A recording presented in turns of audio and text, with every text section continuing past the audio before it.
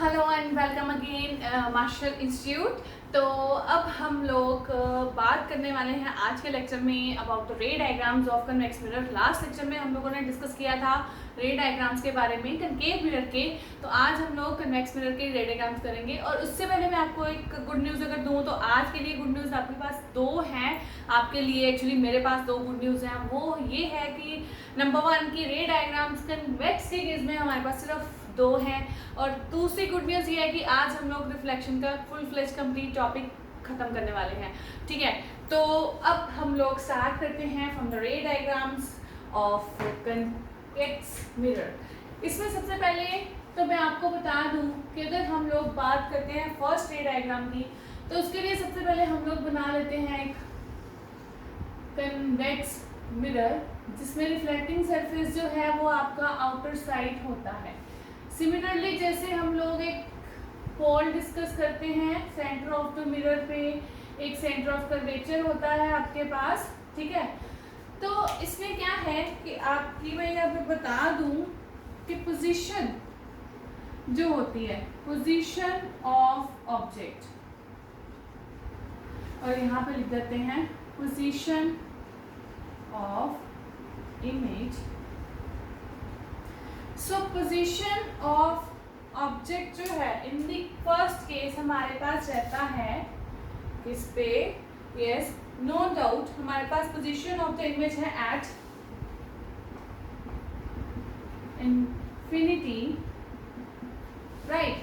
तो जैसे कि हमारे पास इंफिनिटी पे है ऑब्जेक्ट पड़ा हुआ, तो मैंने आपको लास्ट लेक्चर में बताया था कि हमारे पास इमेज जो है अगर इंफिनिटी पे पोजीशन है ऑब्जेक्ट की तो कहाँ पे बनेगी, फोकस पे। तो दैट मीन्स कि हमारा जो इस ऑब्जेक्ट की जो इमेज बनेगी वो किस पे बनेगी, फोकस पे। तो चलिए ड्रॉ कर लेते हैं इसके लिए फर्स्ट डायग्राम, जिसके लिए हम लोग अलग मार्कर ले लेते हैं। मैंने लिया रेड मार्कर, जिसके लिए मैं आपको बता दूं कि अगर हमारे पास पैरेलल रे जाती है, लाइट रे पैरेलल है इन दिस प्रिंसिपल एक्सिस के, तो ये यहाँ से क्या आती है, रिफ्लेक्टिंग सरफेस के कारण हमारे पास रिफ्लेक्ट हो जाती है। ठीक है, और यहाँ पे एरो शो करना बहुत ज़रूरी है, जैसे कि मैंने आपको लास्ट लेक्चर में बताया था। तो सिमिलरली अगर यहाँ पे हम लोग बात करें कि स्ट्रेट पैरेलल लाइन जा रही है प्रिंसिपल एक्सिस के, तो यहाँ से भी क्या हो जाएगी, ये रिफ्लेक्ट हो जाएगी। फाइन, अब जैसे कि हम लोग देख रहे हैं कि यहाँ पे जो रिफ्लेक्शंस हो रही हैं कहीं पे मीट नहीं कर रही, तो हमें पता है कि हमारे पास इमेज तभी आती है जब पॉइंट ऑफ इंटरसेक्शन कोई होता है। तो इसके लिए हम लोग क्या करेंगे, इनको ऑफकोर्स बैकवर्ड प्रोड्यूस कर देंगे, एक्सटेंड कर देंगे ये लाइट रेज को, रिफ्लेक्टेड रेज को। तो ये मैंने यहाँ पे कर दिया एक्सटेंड दोनों को, और एक्सटेंशन के बाद जहाँ पे दोनों एक दूसरे के साथ इंटरसेक्ट कर जाएंगी ये रेज, वहाँ पे हमें क्या मिलेगा, एक पॉइंट जिसको हम लोग फोकस बोल देते हैं, और इसी पॉइंट पे हमारे पास मिलेगी इमेज।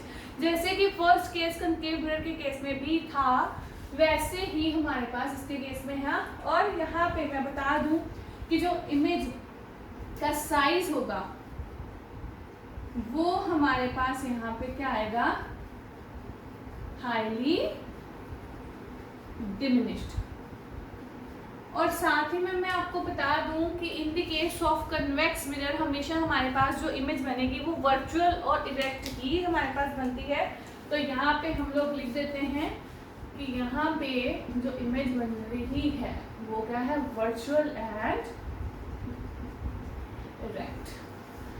फाइन, ये थी हमारी first ray diagram in the case of convex mirror, जो कि बहुत ही इजी सी है। तो अभी हम लोग ड्रॉ करेंगे सेकेंड रे डायग्राम। तो सेकेंड रे डायग्राम के लिए मैं आपको बता दूं यहाँ पे कि पोजीशन हम लोग लिख लें पहले, पोजीशन ऑफ ऑब्जेक्ट, और यहाँ पे हम लोग लिख लेते हैं पोजीशन ऑफ इमेज, और देन साइज ऑफ इमेज। ठीक है, अब यहाँ पे सबसे पहले हम लोग अगर पोजीशंस की बात करें, यहाँ पे भी मैं लिख दूँ प्रॉपरली कि साइज ऑफ इमेज की बात हो रही है। यहाँ पे बच्चे गलती ना कर जाएं कि हो सकता है ऑब्जेक्ट की हो, तो मैं बता दूँ कि इमेज की ही साइज के बारे में हम लोग बात कर रहे हैं। तो यहाँ पे ऑब्जेक्ट जो है पड़ा होगा हमारे पास बिटवीन P and infinity, कि हमारे पास ऑब्जेक्ट होगा पोल और इन्फिनिटी के बीच में, ठीक है। तो अगर पोल और इन्फिनिटी के बीच में होगा तो इमेज कहाँ में बनेगी, चलिए आइए देखते हैं। तो उसके लिए सबसे पहले ड्रॉ कर लेते हैं हम लोग एक मिरर, और सॉरी हमने कनकेव ड्रॉ कर दिया, तो कन्वेक्स की बात कर रहे हैं, तो हम लोग ड्रॉ कर लेते हैं ये कन्वेक्स मिरर। और इसके साथ ही हम लोग यहाँ पे बना लेते हैं एक सेंटर ऑफ द मिरर जो कि पोल रहता है, और यहाँ पे लाइन ड्रॉ कर लेते हैं, ये पोल है, यहाँ पे कहीं पे सेंटर ऑफ कर्वेचर हमें मिलने वाला है। फाइन, अब यहाँ पे ध्यान से देखो तो हमारे पास ऑब्जेक्ट जो है कहाँ पड़ा, P और इन्फिनिटी, ये हमारा पोल है, और इन्फिनिटी कहीं पे इधर होगा बहुत दूर कहीं पे, और दोनों के बीच में कहीं यहाँ पे अगर हम लोग ऑब्जेक्ट ड्रॉ कर लेते हैं लाइक दिस, ये अगर ऑब्जेक्ट ड्रॉ करते हैं तो इसका नेम रख देते हैं A एंड B। हमें पता है कि एक लाइन ऑफ रे जो हमने शो करनी है, इसकी टिप से शो करनी है, वो की जाएगी पैरेलल जाएगी, वो पैरेलल जाएगी प्रिंसिपल एक्सिस से, तो यहाँ से क्या आ जाती है, वो हमें पता है रिफ्लेक्ट बैक। और जब हम इसको बैकवर्ड प्रोड्यूस करते हैं, तो हमारे पास ये कहाँ पे मिलती है, ये लाइन जाके मिलती है हमें यहाँ कहीं पे, यानी कि यहाँ कहीं पे फोकस पे, ठीक है। तो सेंटर ऑफ कर्वेचर हम लोग थोड़ा अच्छे से शो कर देते हैं यहाँ से, ठीक है। ये हमारा सेंटर ऑफ कर्वेचर है। अब हमारे पास एक तो लाइन ये आ गई, ठीक है, जो हमने बैकवर्ड प्रोड्यूस करी है फोकस पे।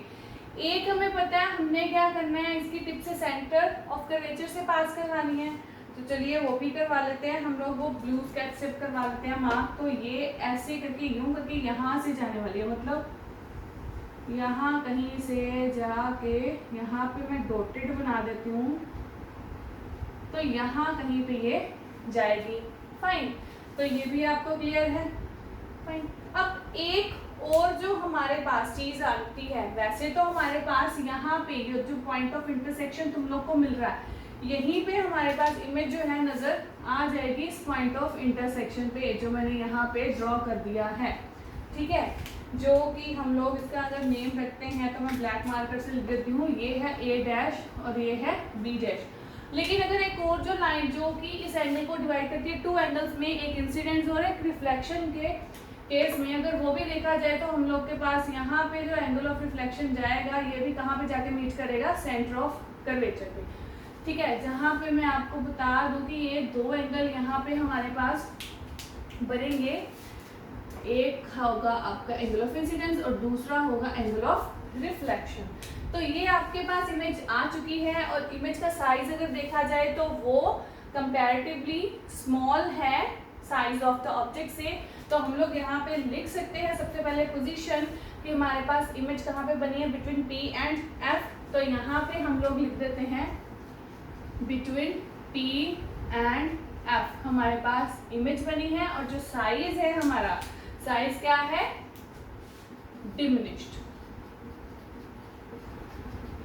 तो ये बेटा हमारी आ गई है रे डायग्राम्स ऑफ कन्वेक्स मिरर की, जो कि बहुत ही अच्छी सी प्यारी सी है। तो दो ही थी, खत्म हो गया काम रे डायग्राम्स का। आप एक इसका स्क्रीनशॉट ले सकते हो, सो दैट हम आगे के कॉन्सेप्ट जो है वो अच्छे से कर लें जल्दी से, ठीक है। तो इसके बाद जो हमने अभी टॉपिक करना है वो मैं आपको बता दूं कि वो है यूजेस किसके, कनकेव और कन्वेक्स मिरर के, कि हमने इनकी रे डायग्राम्स पढ़ ली हैं, ये पढ़ ली है कि पोजीशन कहाँ पे हो ऑब्जेक्ट की, तो कहाँ पे इमेज की हमें मिलेगी पोजीशन, उनके साइज क्या रहेंगे, उनकी कैरेक्टरिस्टिक्स क्या रहेंगे, ये हमने पढ़ लिया है।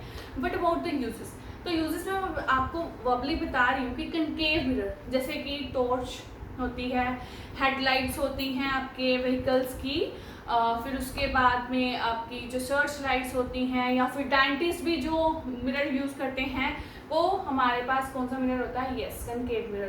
तो कनकेव मिरर के बहुत सारे ऐसे फ़ायदे हैं जहाँ पे हम लोग अलग अलग तरीके से इसको यूज़ कर सकते हैं। कन्वेक्स मिरर का एक सबसे इंटरेस्टिंग और सबसे कॉमन जो आपका एडवांटेज है वो ये है कि आपके व्हीकल्स के साइड वाले जो विंग मिरर्स जिनको आप बोल देते हो, वहाँ पे लगे होते हैं वो। अब वहाँ पे क्यों, क्योंकि हमारे पास डिमिनिश्ड हमारे पास साइज नजर आता है, जैसे कि अभी रे डायग्राम में किया।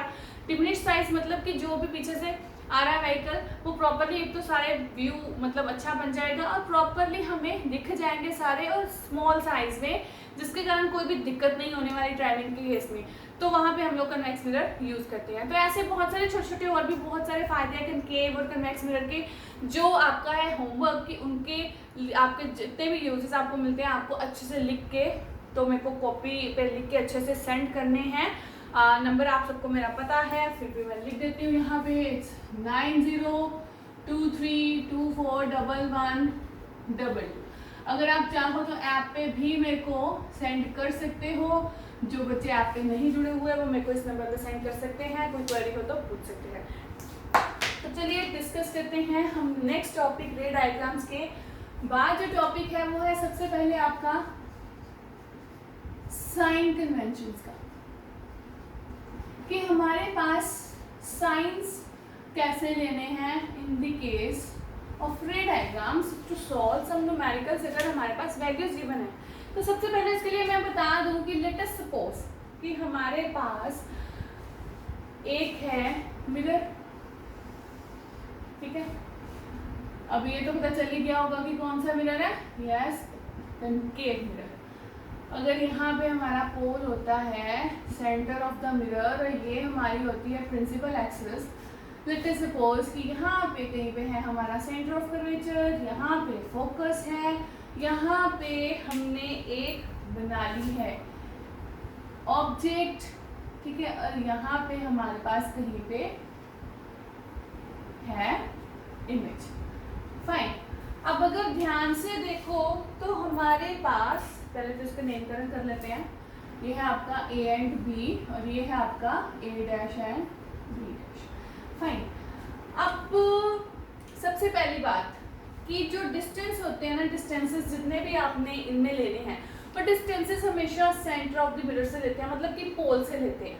तो हमारे पास जो एक पहला डिस्टेंस आ जाएगा, मैं आपको मार्क कर देती हूँ, वो है सेंटर। ये आपका है सेंटर, यहाँ पे आ रहा है, मैं ड्रॉ कर देती हूँ।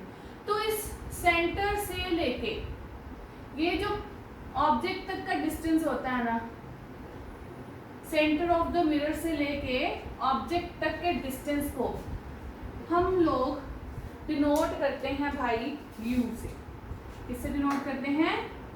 U से। मतलब कि सेंटर ऑफ द मिरर मतलब पोल से लेके ऑब्जेक्ट तक के डिस्टेंस को U से डिनोट करते हैं। नेक्स्ट अगर हम लोग बात करें तो अगर इमेज का देखें तो ये आपकी आ रही है इमेज, तो इमेज से लेके पोल तक के डिस्टेंस को हम लोग हमेशा डिनोट करेंगे स्मॉल v से, जो कि आता है distance from the pole of the mirror to the कहाँ तक, इमेज के पॉइंट तक, ठीक है। ये आपके दो डिस्टेंस आ गए। तीसरा जो कि बहुत ही स्पेशल है वो होता है पोल से लेके आपका ये जो फोकस है ना, ये फोकस तक का डिस्टेंस, ठीक है। अब यहाँ पे हम लोग लिख देते हैं, फिर से इसको हम लोग किससे लिखते हैं, स्मॉल f की हेल्प से, फाइन।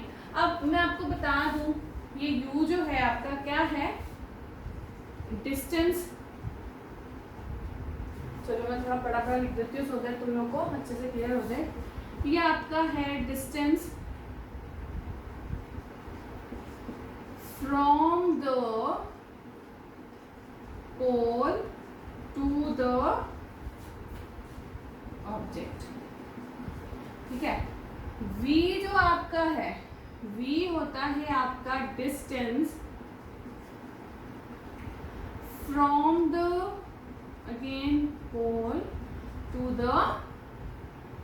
इमेज, इमेज तक के डिस्टेंस को हम लोग बोलते हैं v से लिखते हैं, स्मॉल v से। और ये जो f है बेटा आपका है फोकल लेंथ।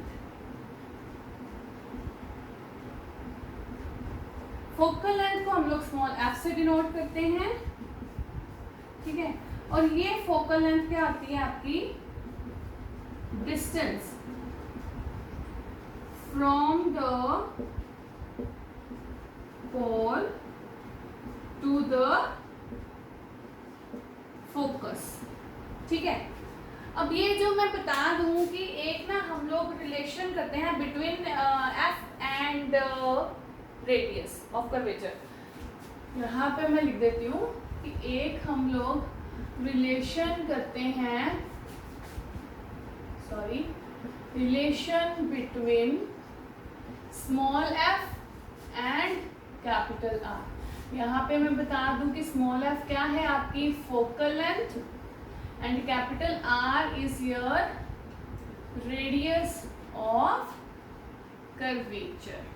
तो इनमें जो रिलेशन है वो है कि हमारे पास जो रेडियस ऑफ कर्वेचर होता है वो होता है इज इक्वल्स टू 2m। यानी कि रेडियस ऑफ कर्वेचर, अगर हमारे पास ये रेडियस है तो फोकल लेंथ जो है या फोकस कह दो वो हमारा सेंटर में होगा इन दोनों के, ठीक है।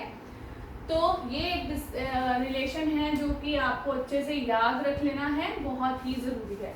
अब इसके साथ ही मैं आपको एक चीज़ बताऊं कि साइंस कैसे हमने लेने हैं। अब अगर तो जैसे आपने मैथ्स में भी किया है, ग्राफ में करते हो कि हमारे पास ऐसे ग्राफ ड्रॉ करते हो 4 डायमेंशन में, जिसमें आपके पास लेफ्ट साइड पे कौन से साइंस आते हैं, नेगेटिव, और इधर राइट पे positive. Similarly upper side positive और लोअर साइड पे नेगेटिव। दैट मीन्स कि आपको जितने डिस्टेंसेस पोल से लेके, यहाँ पे मैं लिख देती हूँ कि ये आप एज्यूम कर सकते हो P, यानी कि पोल ऑफ द मिरर, ठीक है। अगर पोल से लेफ्ट साइड पे चीजें देख रहे हो आप तो वो डिस्टेंस हमेशा नेगेटिव के साथ होगे। फॉर एग्जाम्पल अगर जैसे मैंने यहाँ पे u लिया distance from the pole of the mirror, तो ये क्या जाएगा -u, क्योंकि लेफ्ट साइड पे है, ठीक है। कन्वेक्स के केस में क्या होता है, वो राइट साइड पे हम लोग इमेज लेते हैं, तो उसके साथ ऑफ कोर्स कौन सा साइन जाएगा, पॉजिटिव, क्योंकि राइट साइड पे जा रहे हैं। सो लेफ्ट साइड से अगर डिस्टेंस हम लोग ले रहे हैं पोल से तो वो नेगेटिव, राइट साइड पे ले रहे हैं तो पॉजिटिव। सिमिलरली अगर अप साइड पे है तो वो पॉजिटिव, डाउनवर्ड्स है तो वो नेगेटिव साइन हम लोग लेते हैं। जैसे कि ऑब्जेक्ट का साइज जो है वो पॉजिटिव में जाएगा क्योंकि अपवर्ड है, और इमेज का साइज इमेज की अगर हम लोग साइन की बात करें तो वो नेगेटिव में जाएगी क्योंकि वो डाउनवर्ड के केस में है। फाइन, तो ये आपका हो गया about the sign conventions and relation between F and R, plus हमें यू वी एफ सब के बारे में पता चल गया है। तो आप ये ही सिंबल्स और शॉर्ट फॉर्म में ही यूज करने वाले हो, क्योंकि कुछ साइंस कुछ सिंबल्स ऐसे होते हैं जो हमें एज इट इज ही यूज करने होते हैं। फाइन, तो अभी आप एक इसका स्क्रीनशॉट ले सकते हो सो दैट मैं नेक्स्ट जो है इसका टॉपिक करवा पाऊँ। ओके, तो अभी हम लोग जो डिस्कस करेंगे वो भी बहुत ही इंपॉर्टेंट है कॉन्सेप्ट, और प्लस वो बहुत ही इंटरेस्टिंग है क्योंकि उसके साथ के न्यूमेरिकल्स आपको आते हैं पेपर में और वो बहुत ही इजी होते हैं, चुटकियों में निकलने वाले, ठीक है। मैं आपको वो भी करके बताऊंगी। तो अभी हम लोग अभी जो डिस्कस करेंगे टॉपिक वो है रिलेशन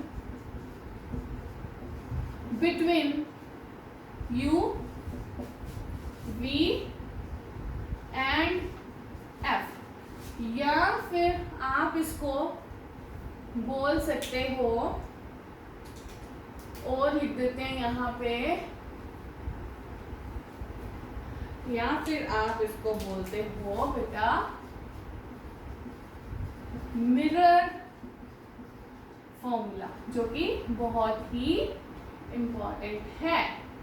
फाइन, अब मिरर फॉर्मूला में हम लोग रिलेशन ढूंढते हैं यू वी एफ का। इनकी जो इसकी प्रॉपर डेरिवेशन है, जिस डेरिवेशन को ड्राइव करके ही ये फॉर्मूला बनता है, बट आपकी अभी क्लास में इस सिलेबस में डेरिवेशन नहीं है, तो हम लोग अभी के लिए सिर्फ करेंगे फॉर्मूला, और आपका फॉर्मूला जो है वो है 1/u plus 1/v is equals to 1/f, ठीक है। 1/u is equals to 1/v is equals to 1/f। तो ये एक बहुत ही प्यारा सा टॉपिक है जिसमें हमें बस इतना ही पढ़ना है। Fine, mirror formula. अब इसके साथ ही हम लोग डिस्कस करने वाले हैं about the magnification. Magnification means कि हमें पता करना है कि जो ऑब्जेक्ट की इमेज बनी है वो कितनी अच्छी और मैग्नीफाइड बनी है।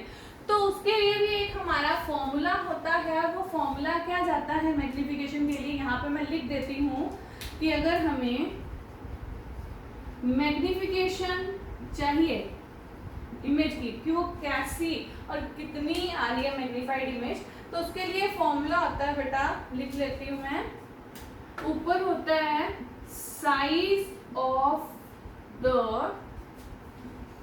Image to the size of the object, कि इमेज का साइज कितना बना ऑब्जेक्ट के साइज के पीछे, मतलब ऑब्जेक्ट का साइज कितना था और उसके पीछे हमारे पास इमेज का साइज कितना आया, वही हमें उसकी मैग्निफिकेशन के बारे में बताता है कि कितनी मैग्निफाइड इमेज है। और you can also write it as, और आप इसको और भी कैसे लिख सकते हो, इसको लिख सकते हो is equals to h dash upon h, ठीक है। h डैश मतलब height of the image, h is the height of the object, ठीक है।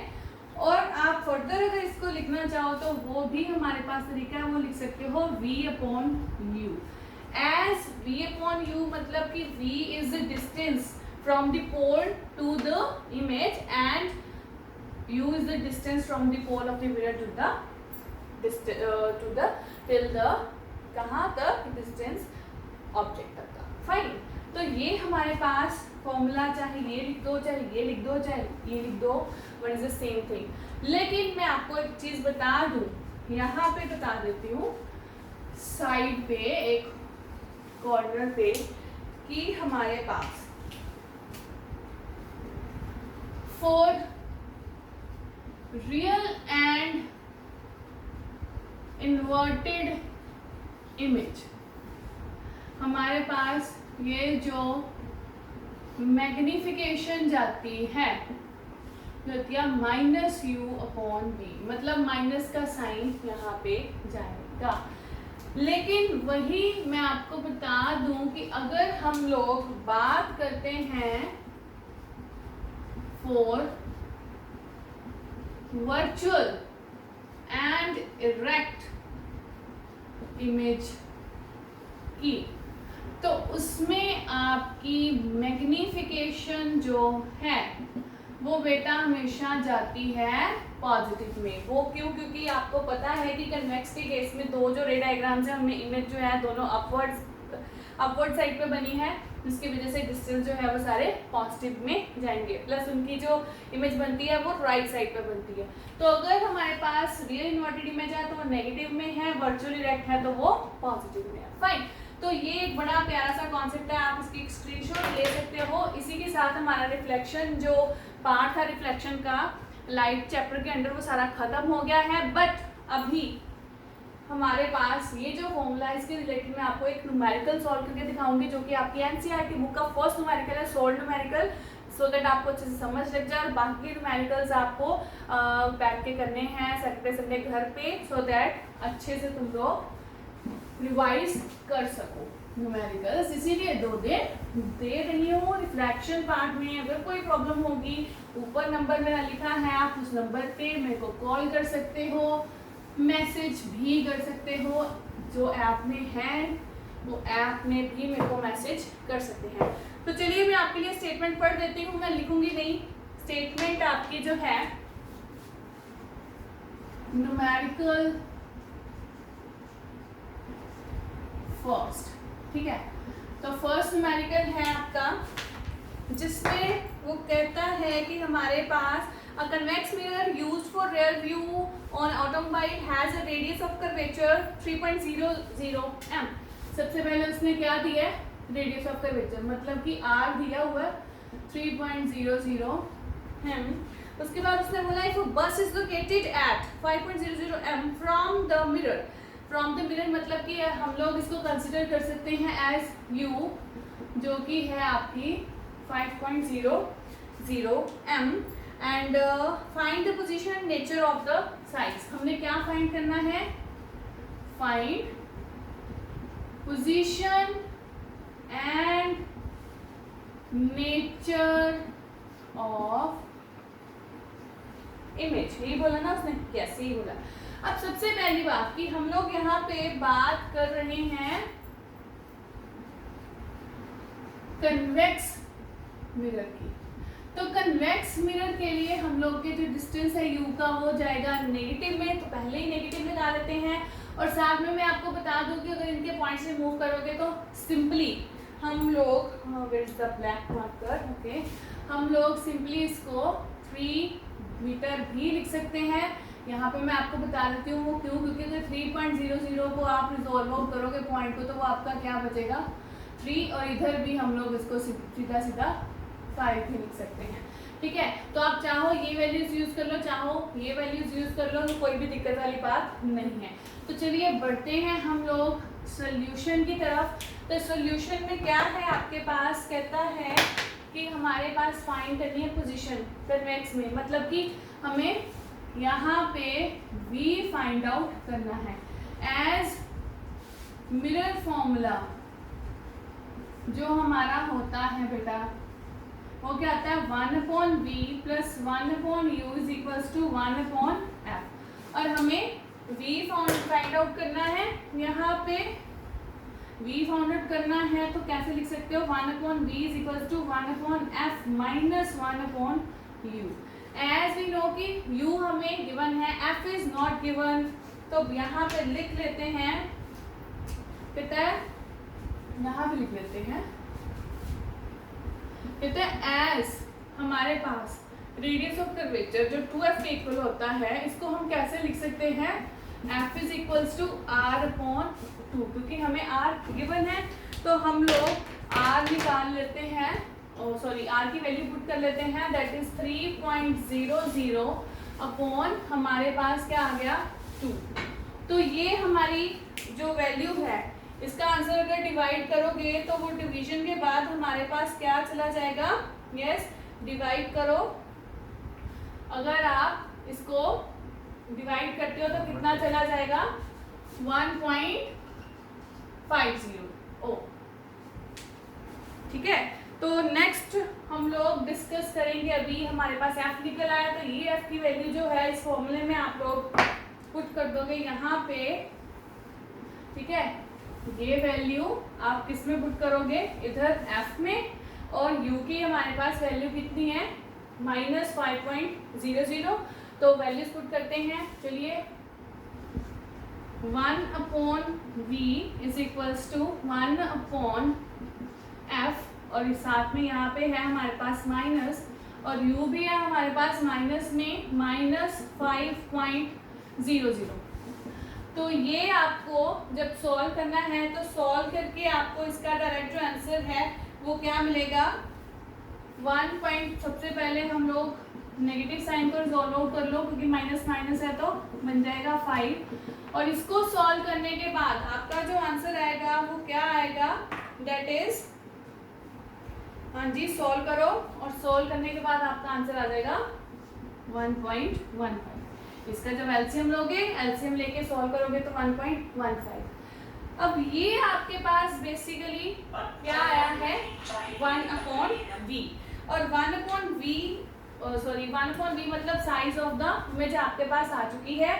अब हमारे पास ध्यान से देखो तो साइज इमेज की आ गई, पोजीशन आ गया आपका इमेज का, वो है कि हमारे पास 1.15, और साथ में इसका जो आंसर है वो हमारे पास आया पॉजिटिव नेचर में। तो पॉजिटिव नेचर में है तो इसका मतलब जो हमारे पास इमेज बनी है वो किसकी आई है, कौन सी आई है, वर्चुअल और इरेक्ट। ठीक है, अगर साथ में अगर आपको स्टेटमेंट में कहा जाए कि इसकी मैग्निफिकेशन डी ढूंढनी है, जैसे हमने यहाँ पे मैग्निफिकेशन डी लिखी, अगर बोला जाए कि मैग्निफिकेशन डी ढूंढनी है तो मैग्निफिकेशन में आप क्या फॉर्मूला लगाओगे, ऑफ कोर्स मैग्निफिकेशन मतलब size of the image to the size of the object. Size of the image आपके पास है, साइज ऑफ द ऑब्जेक्ट आपके पास है, दोनों को डिवाइड करोगे तो आपके पास मैग्निफिकेशन भी आ जाएगी।